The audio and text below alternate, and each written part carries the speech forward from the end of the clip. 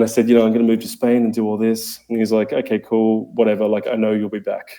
I was a 24-year-old, a bit like thinking, I'm so cool. I'm leaving this small town, going to Europe. And I was just thinking, whatever, mate. Like, I'm going off bigger and better things. And he said, when you come back, you'll do something with us, but not making coffee because you're not very good at it. Hello and welcome to another episode of the Coffee Made Me Do It podcast. My name is Dario and I'll be hosting most, if not all, of these episodes. Today I'm joined by my very good friend Jordan Montgomery. Jordan has spent the last 15 years in the coffee industry, from barista to marketing manager to now a writer for various publications. Jordan and I met in Italy a few years ago and we've sparked up a great friendship, and it's my absolute pleasure to have him on the show today. I hope you enjoyed this episode. Jordan, welcome to the podcast, man. It's great to have you.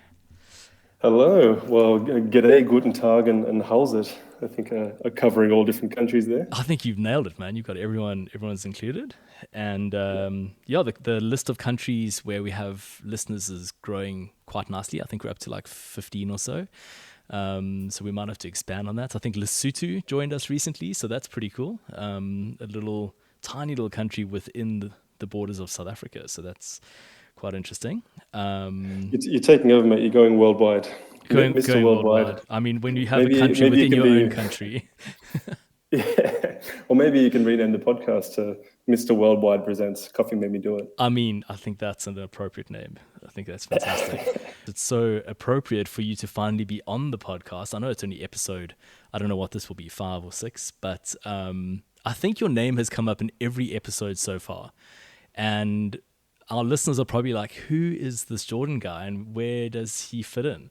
So it's good to give some context, and I can honestly say that we wouldn't be sitting here recording a podcast if you hadn't given me the nudge that I needed to get started. So thanks, man. Well, I mean, can I start by saying I think that's been a recurring theme in my life everywhere that I've worked or things I've been involved in. People go, who is this Jordan guy I keep hearing about? Because I'm kind of, I like to be in the background, kind of pulling strings and doing different things, but I'm not much of a front man. I really like to be at the front of things, but in front of the camera and things like that. So, I mean, in terms of getting the mentions on the podcast, it's just bewildering to me. I think I sent through a few of the links to my family and said, check out this podcast in South Africa. I get a few mentions, and they're like, why? Why are you on this podcast? Like, I don't even know, but no, I'm honored to have played my small part and to get the shout outs from you guys. I'm your number one fan. So. Oh man, and vice versa. Fani was literally in the room just before I started recording with you, and he said to me to send his love, and he said it in such a way that I feel as though if you were here tomorrow when he's getting married to his fiancée Quinn, there could be some strong competition in the room, man. There's so much love for you in the space, and I think Fans is your number one fan. I'm close behind him. I'm sure I'm probably second in line after Hugh Kelly. No one gets close. So Jordan, we met quite fortuitously, I think, in Milan in 2021. I was over there supporting Steve-O in his quest for World Barista Champs stardom, and I know he had been reaching out to you and asking a few questions, and we just kind of randomly connected and met at the event, and I think you shot some photos on my camera, if I remember correctly, when Hugh was competing. I think I actually stole your camera for a while. I mean, that was a beautiful chance encounter. I was there supporting my wife, Nicole, so she was competing for Germany in the World Brewers Cup. So you and I met because you were supporting Steve. I was supporting Nicole. We were the kind of, the background people supporting the crazy competitors at these crazy coffee competitions. Exactly. And some of my old workmates from Australia were also there supporting another competitor. And I used to work with these people as a marketing manager for that company. And, and then I had their current marketing manager reach out to me and say, oh, you're in Milan. We forgot to, give someone a camera. Can you take some photos of X, Y, and Z? They had some products on stage and things like that. So I think you were the next. I'd seen you with your camera around your neck, and I thought that's pretty flash. So just we've been chummy, chatted a few times. So I just kind of ran up to you, said, "Hey, can I borrow this for a few minutes?" And then took some snaps. I managed to get a press pass, I think, to get on stage. I can't remember who I who I lied to get that. Managed to get on stage and take a You few were photos. properly on stage, like you were right up against the tables there. I remember that. Exactly, and it was horrendous. All the cameras everywhere. I'm like, no, this wasn't my idea. And yeah, it was great. I actually ended up selling those photos and making some money off it. So thank you very much for lending me your camera. Oh, invoice coming tomorrow. No worries, man. Did I say sell? I mean, I donated them. That's so funny. And then, like straight after that event, I had already booked a trip to Berlin, which happens to be where you and Nicole live. And yeah, we connected first to get the photos off my camera onto your computer, and then we ended up having some really cool chats at a cafe and going out to dinner and just a few really good dates, man. It was fantastic. And on the third date, we planned for our next trip, which was El Salvador. But yeah, I mean, to plan trips to El Salvador by the third date, it's pretty serious. So I think we hit it off pretty well. Absolutely. And I think, I don't know what it is, but your energy and our team and everything is just amazing. So Jordan, your kind of journey into coffee started pretty young, man. You joined the Kona, now Ona Coffee team at like 16, 17, still in school, I would imagine. Yeah, I mean, I would hope that I was still in school then. I think I'm from Australia originally, living in Germany now, but I think Australians tend to start work quite young, at least in comparison to what I've noticed here in Germany and across Europe. So I started working, I think, when I was 12 or 13, and my first coffee job was working at a cafeteria at a swimming pool. And I was, pushing buttons and not knowing what to do with a coffee machine, but I thought I was pretty cool. I'm sure I made terrible coffee. And then within a few years, I was at a different school that was kind of, close to the cool part of town. And I was going to this cafe during my free periods and my lunch breaks. This place was called Ona Coffee, and was quickly renamed Ona Coffee due to some copyright issues with the Kona Islands in Hawaii. And so now Ona Coffee is known as this, fantastic specialty coffee roaster and competitors and things out of Canberra, Australia. Now, of course, they're all across the country.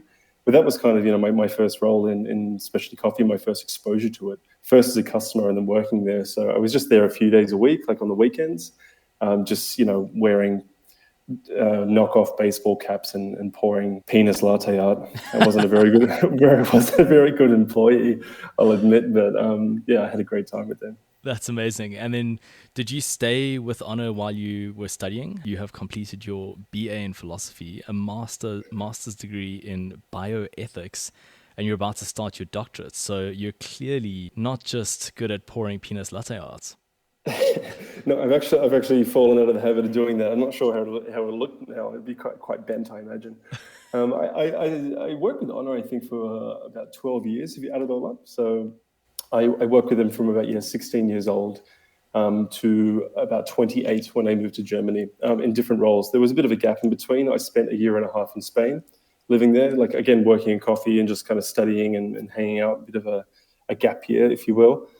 Did it a bit late though. But I worked firstly with Ona as a barista, as I mentioned, and then they opened a few venues. So I worked across these venues as a barista, wait staff, floor manager, and then when I went to Spain, I had the conversation with Sasha, the owner, and I think he'd already won. Yeah, he'd already won the World Barista Championships then, so was becoming a bit of a big dog in the coffee world.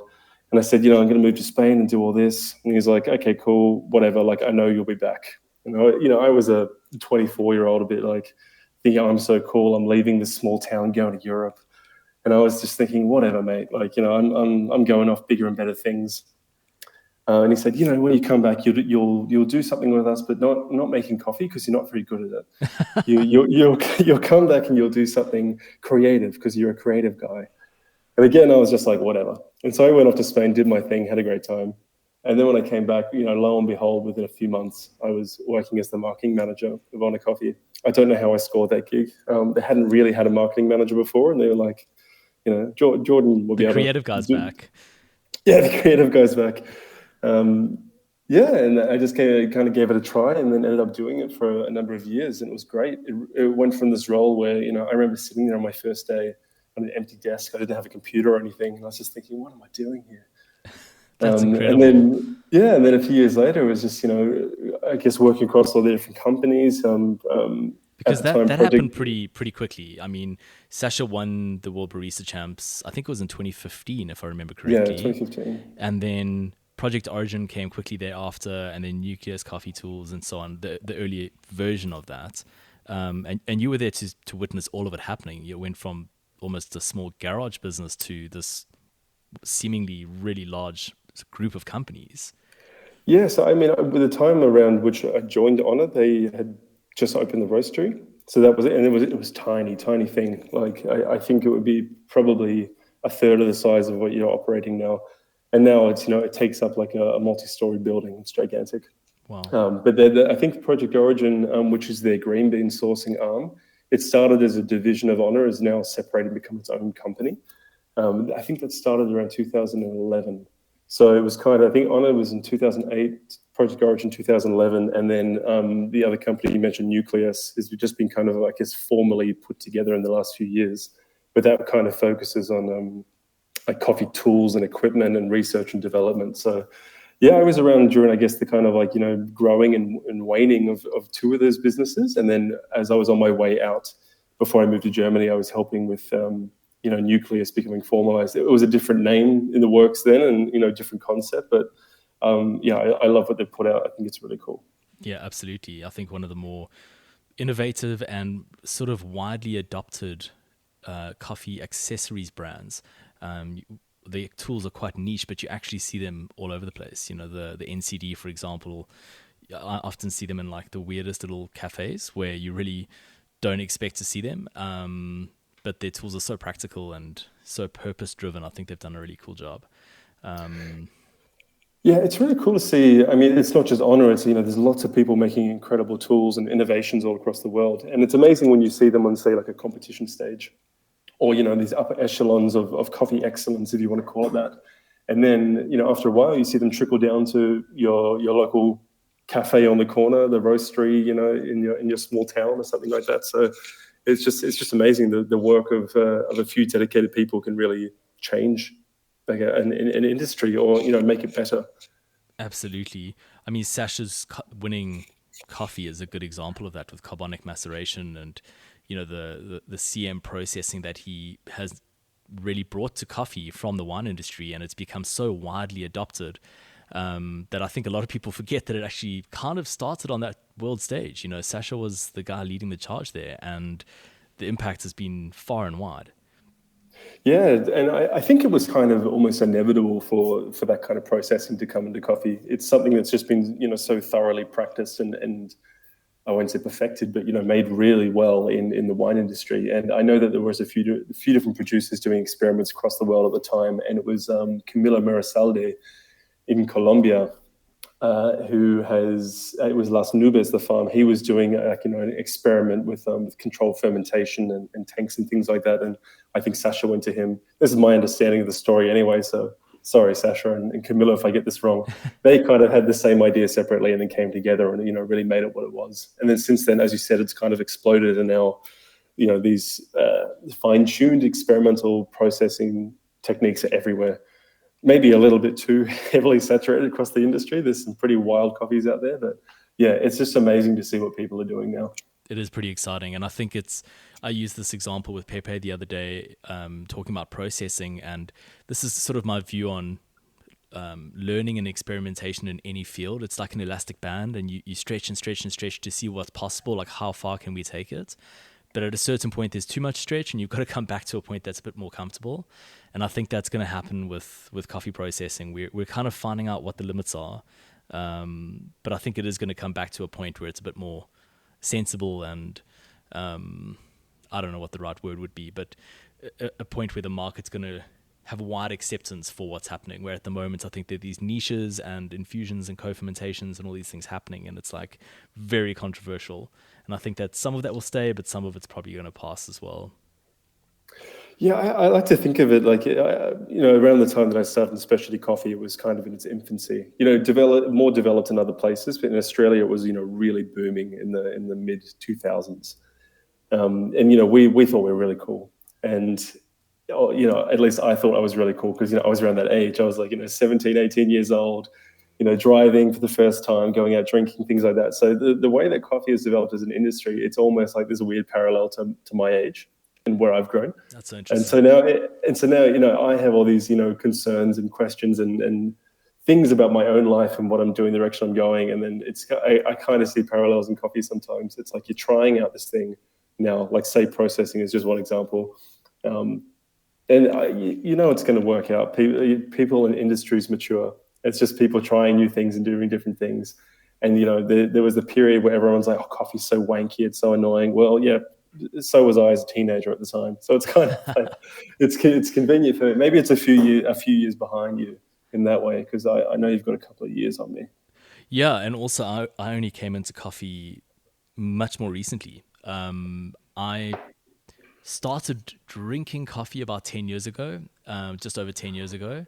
And I only started getting into specialty coffee really when I started Bluebird. Like probably 6 months before I started Bluebird was when my fascination with, the potential of coffee really started. And because we had so little access in South Africa, believe it or not, the most logical way at the time that I thought was the most logical way at the time to get access to that coffee was to start roasting it myself.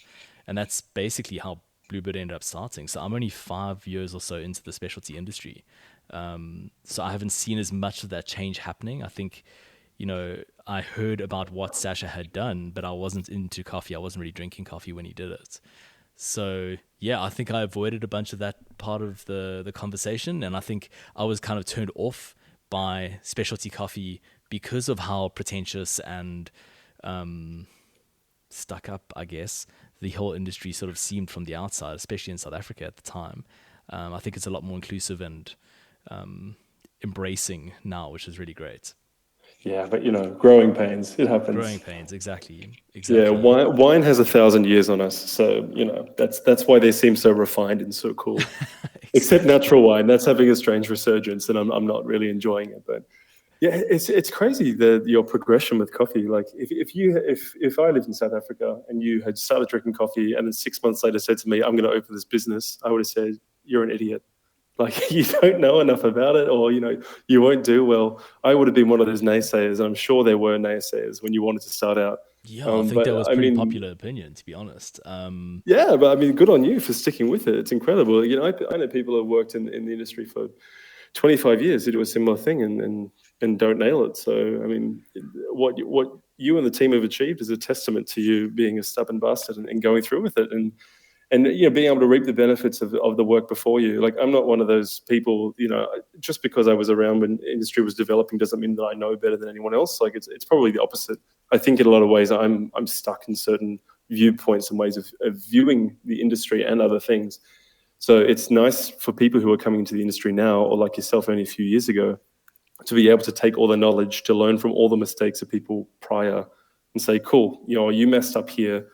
You did really well here. So we're going to take the best from both sides and move forward. I think that's what I'm seeing now. I love that now. Absolutely, man. So obviously working at Ona all this time, we spent some time in Spain and then back to Australia and, doing amazing marketing work for the whole group. I actually remember, and we spoke about this at some point in time, I remember some of your really, really cool social media content that you're creating for Ona at the time. There was that blend, the citrus bomb, with was great fun. An actual firecracker blowing up an orange. And I remember seeing that at the time thinking, this is the coolest coffee company in the world. And then to learn it was you later on, it's so cool. You know what's funny? So we used to do these like seasonal special releases, and it's become very popular with a bunch of other roasters in Australia now. And yeah, I mean, I credit us with doing it first, but whatever. But there was a whole bunch of different ones. There was I think the first one was the Christmas pudding. And the best thing about that was that I had a bet going with the head roaster at the time. He's now the head of coffee at Ona, Sam Cora. And we had a bet about how much we could sell. And he's like, no, you'll never get above X tons of this blend. I'm like, bullshit.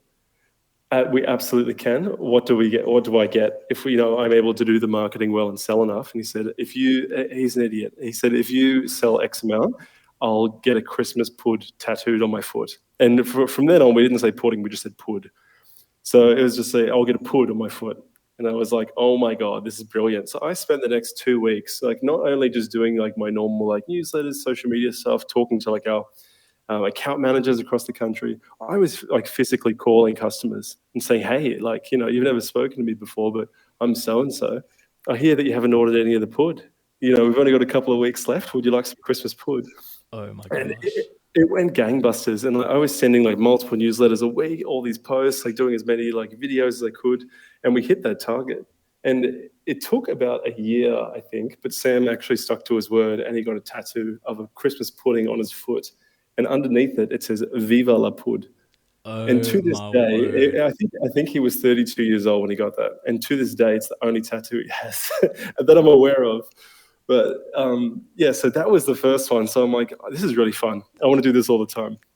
And so I think the next one we did was maybe like an Easter egg themed blend, which wasn't like crazy flavor wise, but it was really beautiful branding. And then I think Citrus Bomb was not long afterwards. So that was just a coffee that was just really high in citrus, just to show people that we could do different flavors and things. From memory, like I don't remember loving the packaging. I think it was just like an orange on kind of like a white banner thing. Yeah, with a black bag. And I'm like, how do I make this exciting? I got to do something. And in Canberra, where I'm from, there's every year on the Queen's birthday, may she rest in peace, we used to have fireworks. And I remember they got banned a few years later, but then I had a big stash of them from the previous year. And I'm like, I'm going to blow up an orange. So there were these steps out the back of the roastery where I used to just go and eat my lunch and sit in the sun. And then I just got a bunch of oranges and just blew them up. And I had this really crappy camera and just put, kind of caught lots of frames per second so I could get the slow-mo. And yeah, it was really great. But yeah, people seem to love it. I think my favorite one is we did another Easter blend, I think maybe a year later, and we hired a full-size like Easter bunny costume.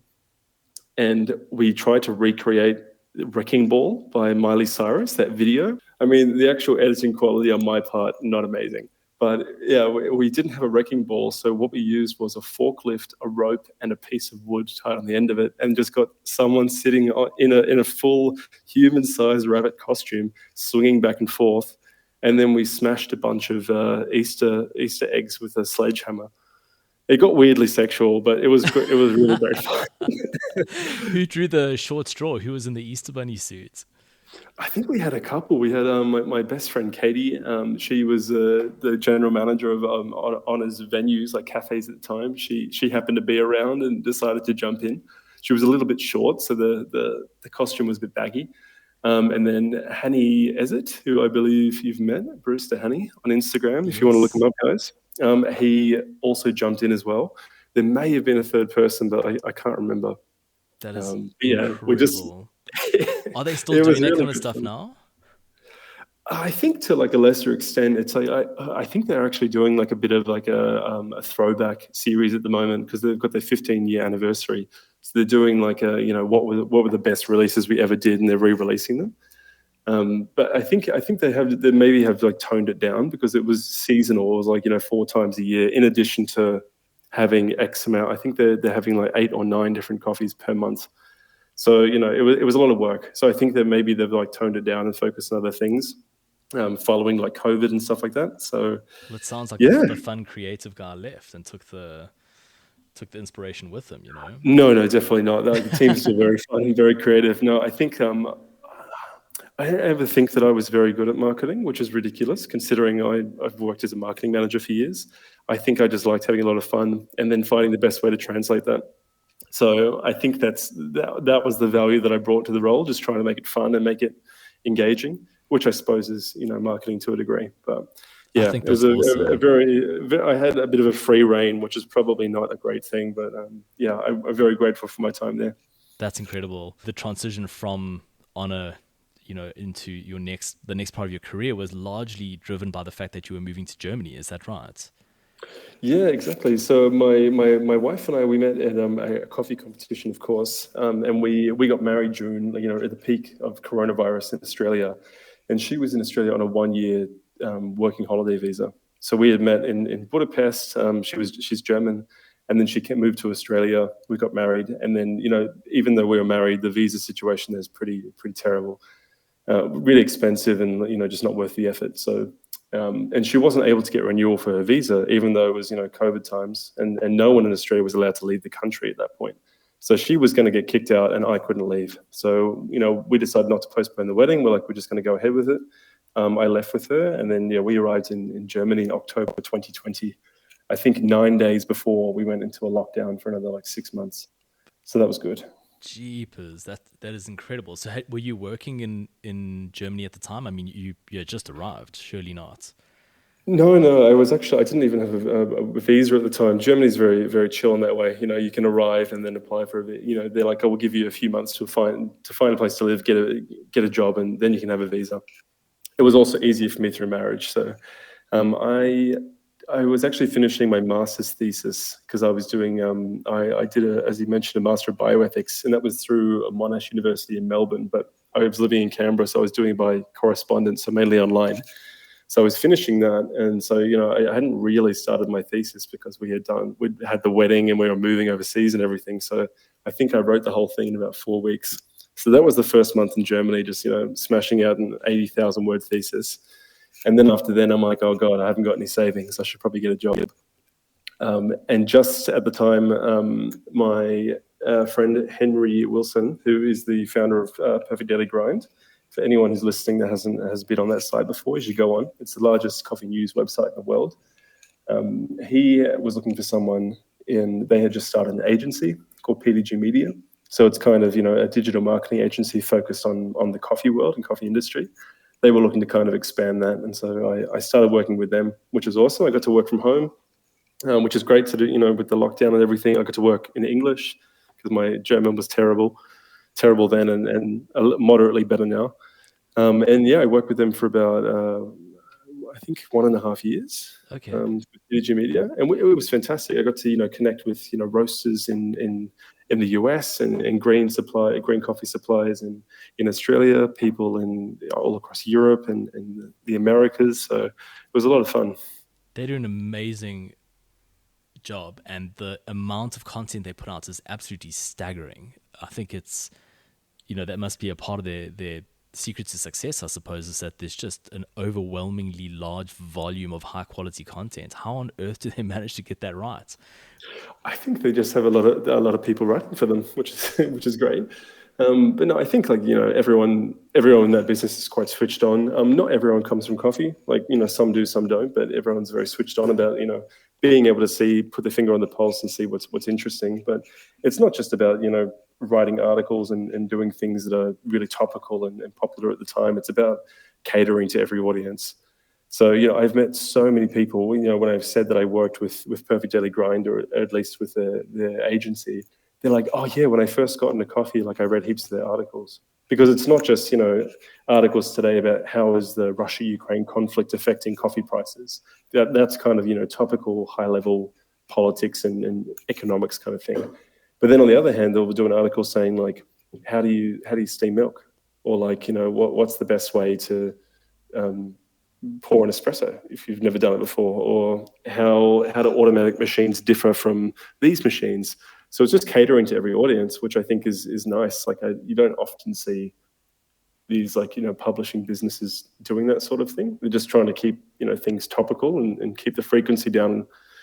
It's not about quality over quantity, because I think that Perfect Daily Grind is both in a way. I would agree, and I think that's what I find so incredible about their model, is that they do strike that balance so well. And I'm one of those people. When I first came into coffee, I consumed so much content from their website. And if you search for pretty much any topic in coffee, there's going to be a Google results that's got PDG in it. They're just everywhere. Well, yeah, you got to get on that SEO, man. You got to be Googleable at the same time. You got to write a good article and make sure people can find it. So, yeah, I mean, that business and what they have done across other different businesses and projects have started is also, enabled you and I to hang out once again, not only in Italy or in Germany, in our short romance where we met, but, they also founded the Producer Roaster Forum. Again, for anyone listening, if you don't know what that is, you should look it up. It's a coffee producer and roaster focus forum and convention, I guess you'd call it. that is hosted in coffee producing countries. So I think so far it's been in Brazil, Guatemala, Honduras, Colombia, El Salvador, Colombia a few times actually, and I think they're returning to Guatemala next year. So you and I were both in attendance and actually spoke on a panel together in March of this year. And it was a really good time. I was so nervous. Like you remember, we were speaking with Gabby Flores as well, who was wonderful. She really held us all together. But I I agree. think, originally it was another person supposed to be on the panel, and then I was brought into it, and then we're looking for a third, and I'm like, I've got this guy Dario in South Africa. He's a legend. And so you came on, and I think just as you confirmed, the original guy who was supposed to be the host dipped out. And then it was kind of this like flurrying around, you and I being like, okay, we're going to be on stage together talking crap. And then we got to get a third person. I think it was only maybe a week before that we confirmed someone, but it ended up being really great. Gabby was awesome. I think she just brought like a real sense of origin to the discussion as well. Having, she was based in El Salvador. She's working with producers every day. And you and I are both, running at that time you were running the Roastery side of things, and obviously I was doing the same. So it was such a nice balanced conversation, I felt. And having met a bunch of the PDG media team and Henry, you do get a sense of why they're so successful. They're also passionate, they're also hardworking, and just such switched on people. I really, really enjoyed my time with them. Yeah, it was really great. And, I'd kind of been a part of that event the previous year, or maybe 2 years prior, whilst working with PDG. So, yeah, they had done a digital event in Honduras during the pandemic. So my only experience of it was, being up at 4 a.m. or 3 a.m. in Germany, being kind of the digital backstage and helping people find, which links to go to and how to watch different talks. So it was, such an amazing experience to be sitting there on the stage, a terrifying one, but a really amazing one to be, with all these coffee producers and roasters in front of us. So that was really fun. So getting to that event, Katie and I had a bit of a rough trip. We got to Johannesburg and found out that we had visa issues, couldn't get on a flight. And there was literally no solution. We were sitting in the airport, and the staff were just you just got to not look like a terrorist, mate. You just got to get a haircut, and they'll let you on the plane. Well, I did. I got my haircut, man. I don't know what the problem. But anyway, we get to Johannesburg, can't get on the flights. Think this is it. We're not going to make it to Costa Rica and then on to El Salvador. And yeah, thank God for Katie, because she problem solved, found solutions, and we boarded different flights the next day and made our way over. Had an incredible time in Costa Rica, flew across to El Salvador, arrived the evening before the event started with no luggage. Our bags just didn't arrive. And then proceeded to lose a phone in an Uber. Oh my God, I felt so sorry for you. That was great, because I think we went out to a coffee shop and then maybe out for dinner somewhere. And then, yeah, just as we get the Uber and just as it's pulling away from the hotel, you're like, oh my Lord. I literally ran across the parking lot, ran up onto the road, but they were gone. Yeah, but of course, all the cars look the same. Now, I remember saying to Nicole afterwards, I'm just like, I don't think I've ever heard Dario swear, because I would have sworn a lot in that. I mean, I just swear a lot normally, but I would have sworn a lot if I had done that. But I think you just said, oh my word. Did just I really? That doesn't sound like me. I have been known to drop a few F-bombs here and there. But no, we don't have to change the rating of the podcast. So exactly. We'll keep it clean. Exactly. So I had this seemingly horrific travel experience, which actually in retrospect wasn't that bad. I've since come to learn that this is pretty standard operating procedure for you. You've had some crazy trips, man. Yeah, I mean, I've been really lucky, predominantly through coffee, to travel, all across the world. So I think through coffee, I've been to Ethiopia a couple of times, Honduras, El Salvador now a couple of times. And then for coffee competition specifically, I think I went to Korea first, the USA to Boston, Germany to watch my wife compete, who's just, not my love interest at the time. Italy, which is where we met, Italy a couple of times, and then Hungary as well. I'm probably leaving a couple out. So yeah, traveled all across the world and done all these amazing things. But of course, you run into trouble when you travel this much. So I hate telling these stories because I make myself sound like a bad guy, or that I'm terrible to travel with. But for every bad story, there's 20 boring ones, or safe ones, which aren't the stories you tell. But yeah, I Exactly. mean, I'm a prone luggage loser, not of my own accord, but airlines just hate me. I've since bought an AirTag, which has actually been really helpful. I go up to the gate and say, "Hey, I can look at my phone. My bag's not on the plane." And that actually Well, actually, happened to you on the no. way to El Salvador, didn't it? Exactly. We said, our luggage is on the other side of the airport. What's going on? And then they made a call and we saw it moving. So yeah, it worked really well. So you should try that next time. That's really smart. No, but I have had some really terrible luck in airports. I think, yeah, so my first trip to a coffee producing country was to Ethiopia. And this was, so I was working with Ona, and then Sasha told me he was going to Ethiopia. And I was 20 years old. I said to him, God, I would love to go to Ethiopia.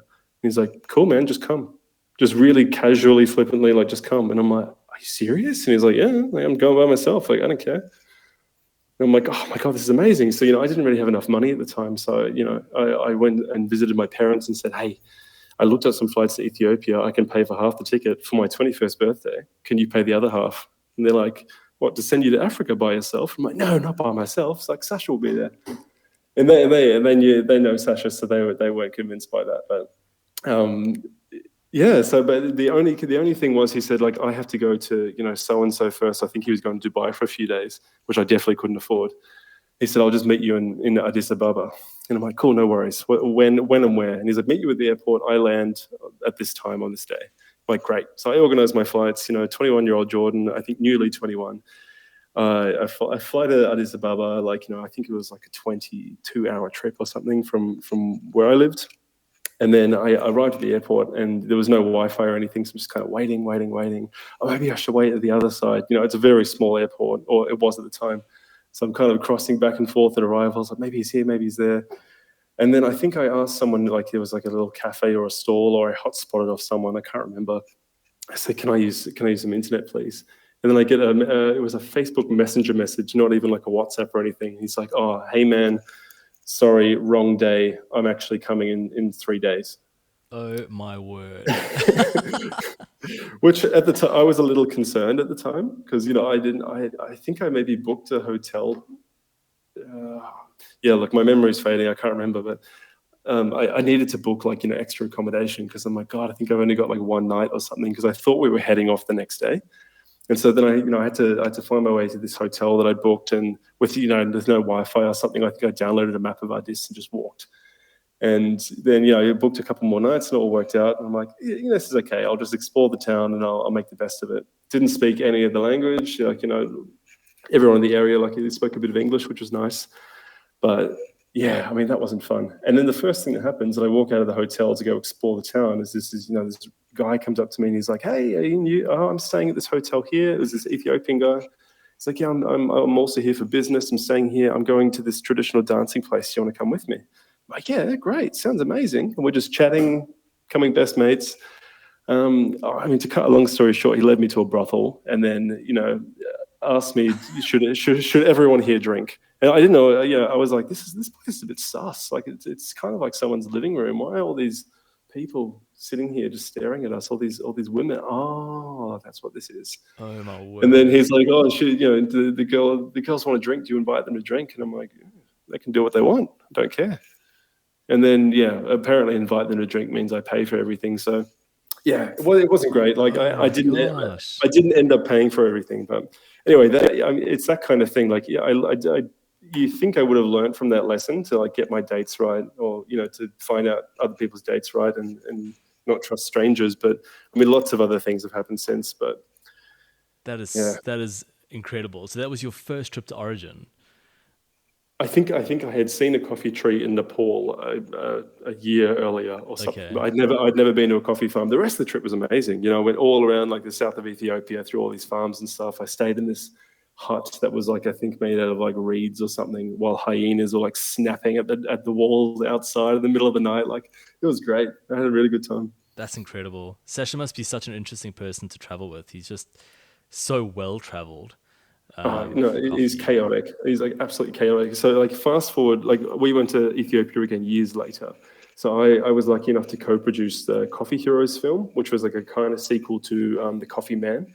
Both movies are available on YouTube at the moment, free to stream if anyone wants to watch. Awesome. So The Coffee Man, I'm sure you've seen it, is about Sasha winning the World Barista Championship, and then Coffee Heroes is kind of like him training other people, coaching other people, Agnieszka Rajeska, John Gordon, to they're all going to Ethiopia to find coffees to take to the World Barista Championship in 2018, so a few years later.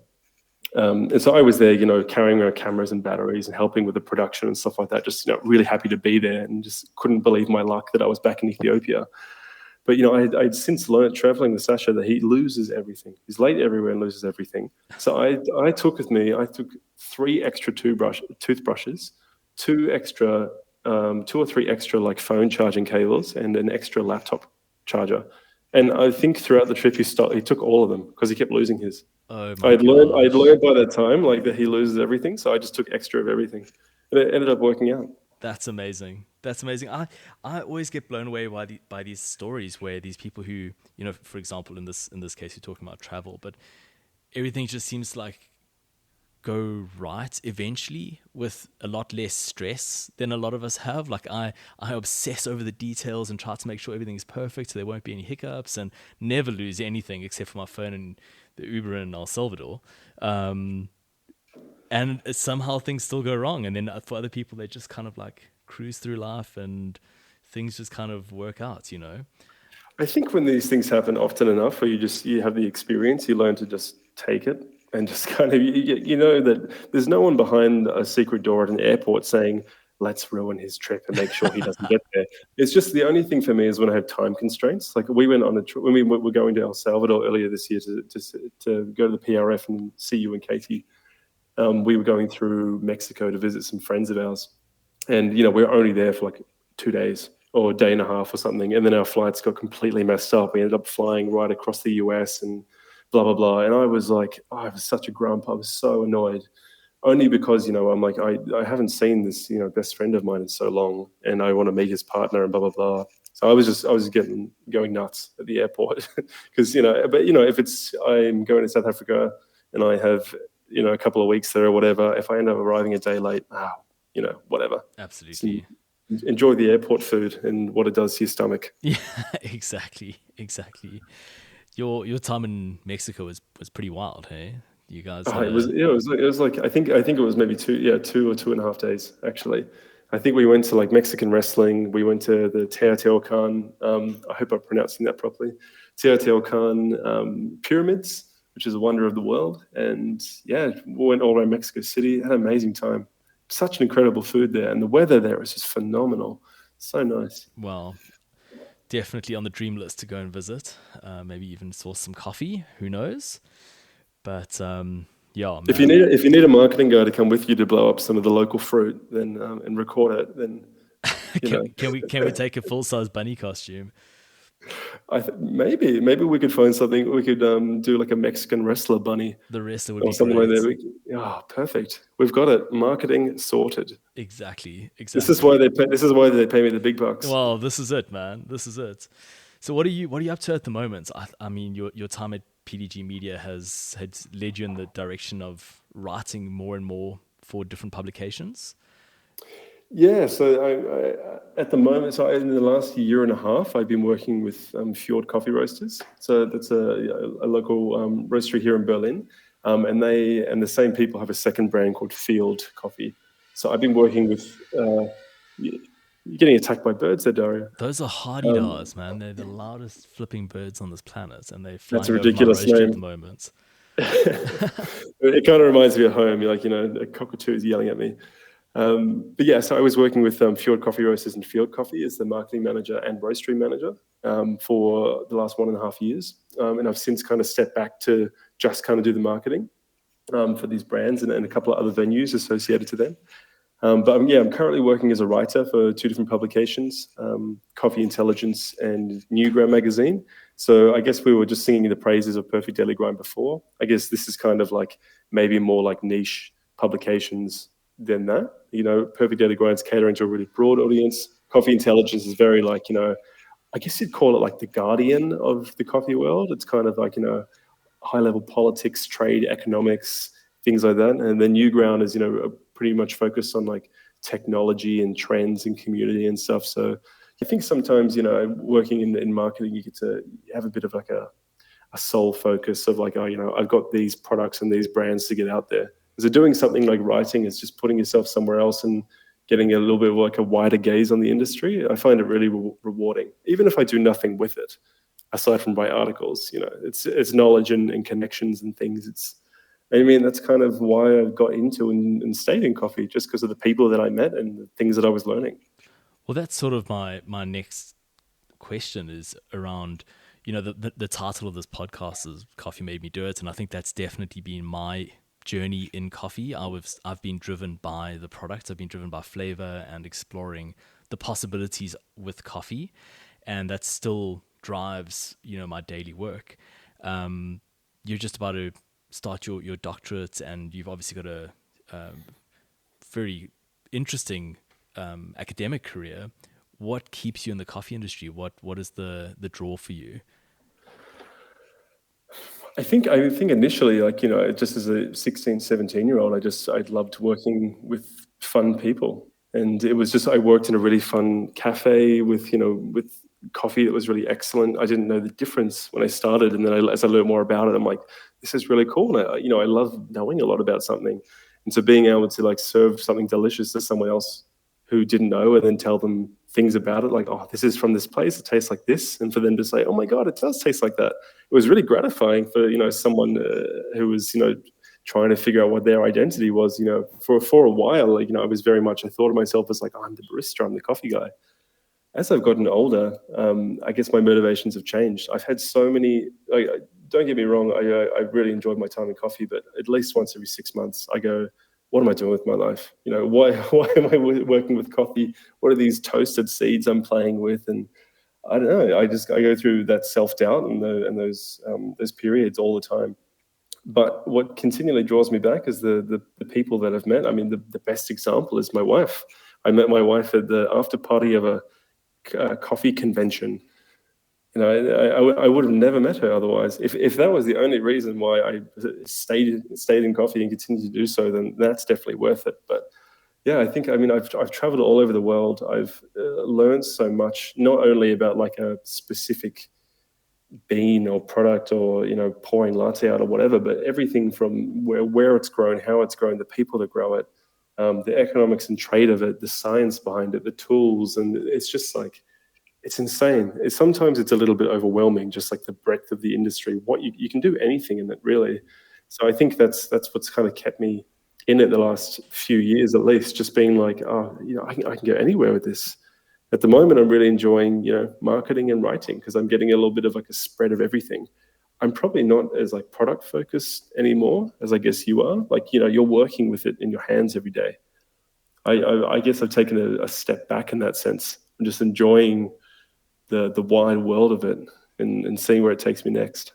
I think that's absolutely awesome. And I guess this is as good a time as any to say that, the impact you're having is, from a professional standpoint, is really, really wide. I think the writing side of your career is amazing, because it just allows you to share your knowledge and experience and perspectives with so many people, but taking it to a much narrower sort of point. The impact that you've had on me personally and my career in coffee, and even Bluebird's direction and some of our innovation, especially thinking of the freezer menu we have in our cafe, and really helping me to solve some problems that I was facing around quality, and not quality as in how to pursue quality, but how to share quality in a sustainable way in a market where we don't really have, as many people spending 1,000 rand on a bag of coffee as what the States or Europe would have. And dude, like, honestly, if we hadn't met, I might have figured these things out later on, but you've had a massive impact in my career. So just, thank you so much, man. I really, really appreciate you. Oh, you're making me blush across continents. Oh, Dario. No, honestly, no thanks needed. I think that I think when we met, I maybe made the comment to Nicole. I'm like, oh God, like, Dario and Bluebird remind me so much of Ona.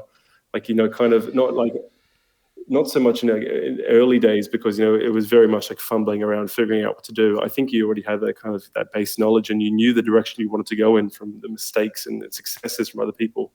But yeah, it's just that passion and that drive. So, it was my pleasure to share my, I wouldn't ever call it advice, just, maybe opinions, because I've seen lots of people succeed and lots fail. So I'm glad to have played my small part in what you're doing and what Bluebird's doing.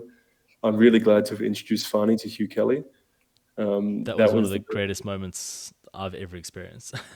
Yeah, I mean, when and if I have children, I don't know whether their birth will rank higher above that moment. I think my wedding will probably stay number one. But yeah, Fani meeting Hugh Kelly, it's a close second. That's amazing. I got a message on Instagram from Sam Cora last night. And he literally just said to me, like, we've got to get Hugh on the podcast and literally, scare the shit out of Fani, because he'll just absolutely die right there on the spot if Hugh came onto the podcast. And I'm sure Fani's going to listen to this, so we might have to come up with a new plan, Jordan. But maybe we've already ruined the surprise. We should get Hugh to call him on his wedding day. That'll be great. We'll really see the emotion come out. Yeah, that's incredible. That's incredible. Anyway, to summarize, thank you. I mean, thank you for your thanks. I appreciate it. I'm grateful to have been part of what you guys are doing. You guys and girls are doing. But I'm just grateful for the friendship that we've been able to get out of this. It's great. I mean, coffee aside, I think you're just a great bloke. Oh man, thank you so much, dude. You're a legend. Hear me slipping back to my Australianisms as soon as I'm trying to get emotional. It's like, yeah, you're a good bloke, mate.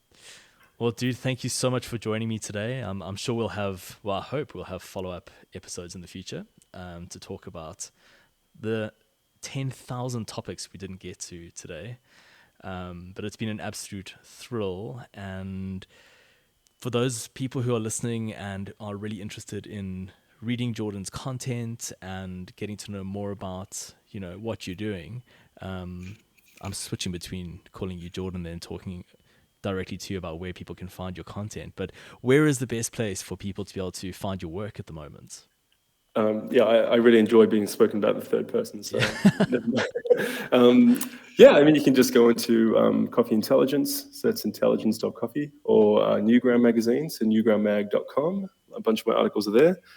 Otherwise, you hit me up on Instagram. My what do you call it? My tag? Your handle? No. I'm so old. No, my handle is Jordan, because I couldn't think of a name. So Jordan. You can say hi and call out my bullshit that I talked about for the last 50 minutes. And throw your cat some likes on Instagram. Oh yeah, exactly. Everyone just jump on there to see my cat. He's a legend. He is a legend. Yeah. Dude, thank you so much. I appreciate your time, man. Man, no problem. Just happy to be here. Thank you for listening to another episode of the Coffee Made Me Do It podcast. I had a great time chatting to Jordan. Just love his perspective on the industry and always enjoy my time chatting to him. If you enjoyed this episode, please consider sharing it with your friends. Give this channel a 5-star review. And all the support means a huge amount to us. We're trying to grow the channel and we're looking forward to sharing more great content with you in the future. The next episode will be coming in 2 weeks' time and we'll see you then. Ciao.